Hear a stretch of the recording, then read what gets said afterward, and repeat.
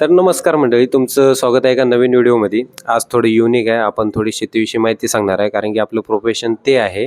आणि सध्या पाणी एवढं पडलेलं आहे का सगळ्याचं नुकसान होत आहे सगळ्या साईडनं. फक्त उरलेलं पीक म्हणलं तर हळद आहे. आणि हळद पिकावर सध्या एक नाही सड एवढी आहे, करप्याचं तरी प्रमाण वाढतं आहे कारण की धुई पडत आहे. सध्या सड जास्त आहे, पाणीचा जास्त निचरा म्हणा किंवा मग पाणी धरून ठेवणारी जमीन जेवढी आहे त्या चिबड्या जमीन म्हणतो आपण त्याला. त्याच्यात जर हळदचं जर तुमचं जर सड जर जास्त प्रमाणात असेल तर त्याला कसं ओळखायचं हे मी तुम्हाला एक सांगून देतो थोडक्यामध्ये. पानं जर पिवळसर पडत असतील किंवा त्याच्यावर पांढरे चट्टे पडत असतील मोठ्या प्रमाणात, तर ते एक नुकसान आहे. आणि त्याच्यावरून तुम्ही ओळखू शकता का तुमची एक नाही सड लागलेली आहे. तर याच्यामध्ये तुम्हाला अजून बी समजायचं जर असेल तर तुम्ही काय करायचं, सरळ सरळ तुमचा जे शेंडा आहे किंवा मग तुमचं जे पूर्ण झाड आहे ते स्टंपसहित आणि दुसरे जे फुटवे आहे तर त्याच्यासहित उपटायचं, पूर्ण पूर्ण धुवून घ्यायचं बरोबर. आणि त्याच्यामध्ये सड आहे का चेक करायची.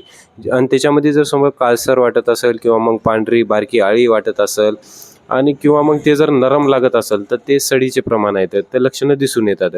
जर असं काही वाटत असेल तर याच्यावर कशी प्रक्रिया करायची हे सांगतो तुम्हाला पुढच्या व्हिडिओमध्ये. भेटू आपण पुढच्या ब्लॉगमध्ये. जय महाराष्ट्र.